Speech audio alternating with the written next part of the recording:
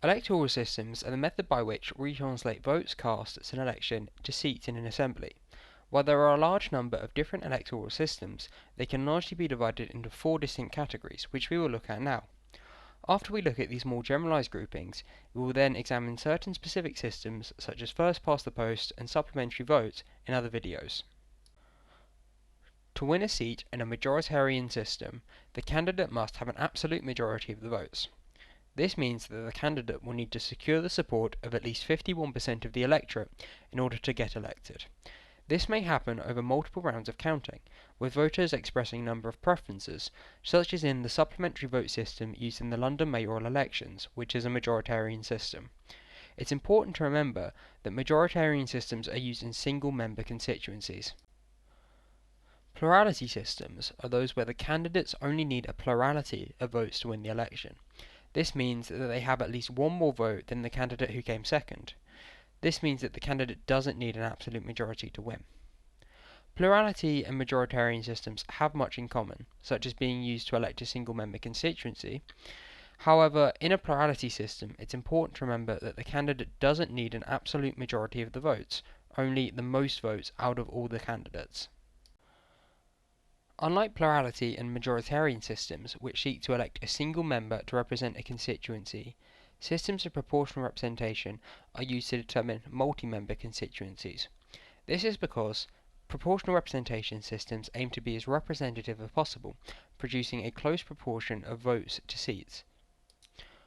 For example, under a system of proportional representation, if a party got 40% of the vote, then they would receive 40% of the seats in the legislative chamber. This is an important reason why we see multiple member constituencies, as if a constituency has more elected representatives, we will see an outcome that is more representative of the way the constituency actually voted in the election. In proportional representation systems, the number of seats assigned to a party is decided by an electoral formula, and the way that the representative is assigned to the seat largely depends on the exact type of proportional representation system being used. Mixed systems are those that contain elements of majoritarian, plurality, and proportional representation, and thus cannot easily be categorized into one of the three. For instance, in the additional member system used for Scottish parliamentary elections, we see multiple member constituencies, like in proportional representation. Constituency MSPs are elected using first past the post, whilst regional MSPs are elected using regional list. This is just one example of a system that uses characteristics from different systems.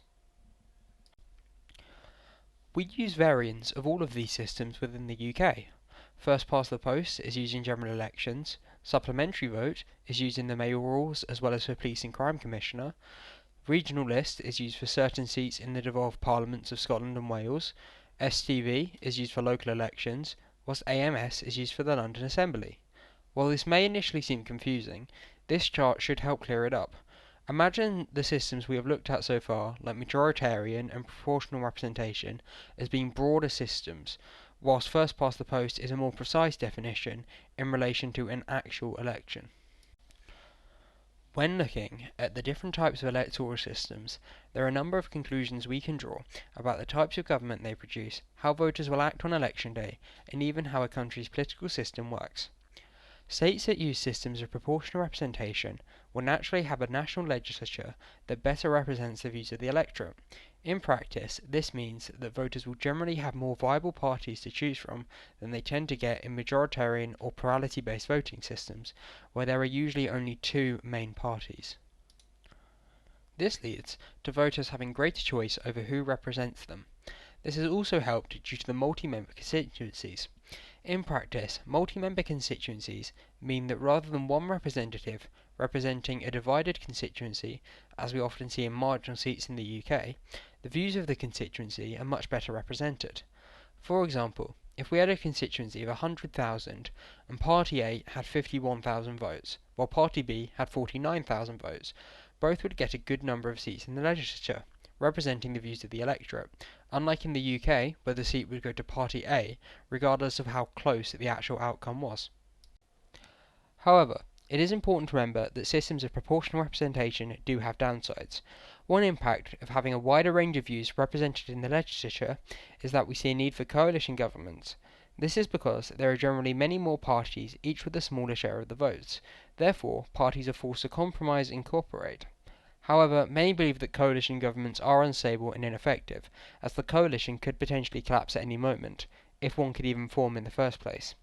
For example, the Third Reuter cabinet in the Netherlands was a coalition government that took 225 days to agree upon the conditions of the coalition. This has the potential to cause political paralysis and could be incredibly damaging at a time of crisis. We should also consider that, due to the complicated nature of proportional representation voting systems, often using a formula to decide seat allocation, citizens may struggle to find out who exactly represents them and therefore who should be held accountable for mistakes. On the other hand, governments produced through majoritarian or plurality voting systems are usually strong, one-party governments who can act decisively in a time of crisis and push policy through the legislature. As constituencies in these systems are single member, constituents generally have a better idea of who their representative is and how to make them accountable if they disagree with their actions. However, it is fair to say that majoritarian and plurality systems are not at all perfect. One of the most common criticisms often levied at these systems is they create governments that are not at all representative of the views of the electorate.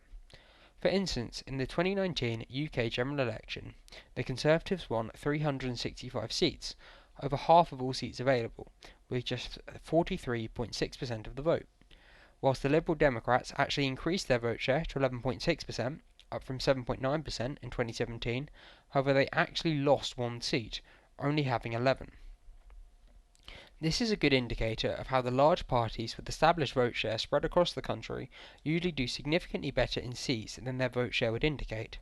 This is because the big parties, in the UK this is the Conservatives and Labour Party, will generally have enough support to win in most constituencies, whereas smaller parties, such as the Liberal Democrats, may have a good vote share, but if this is spread across multiple constituencies, they will not have enough support in any given constituency to actually win it.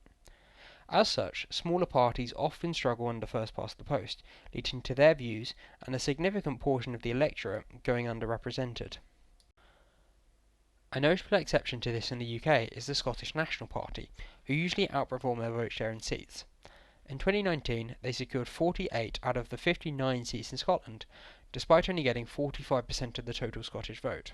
While this does contradict what we saw with the Liberal Democrats, there are reasons for this.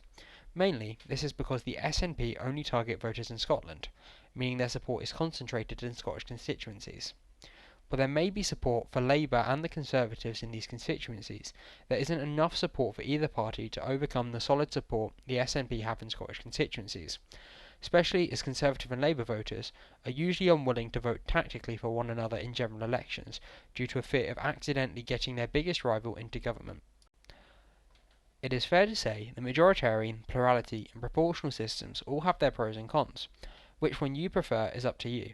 However, in the next video we will be examining first past the post in detail, looking at how it works, its pros and cons, and its use in the UK election.